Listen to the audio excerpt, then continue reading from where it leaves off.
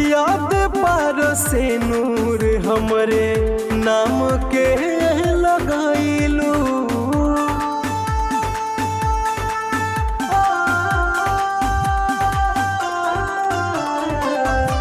दोसरे के नाम के मेहंदी हाथ में रचइलू।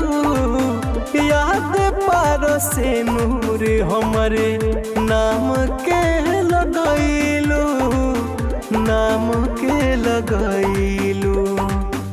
कोहबर में आँख कैसे, कोहबर में आँख कैसे पिया वाले से कबू अइबू नाई हरवाता।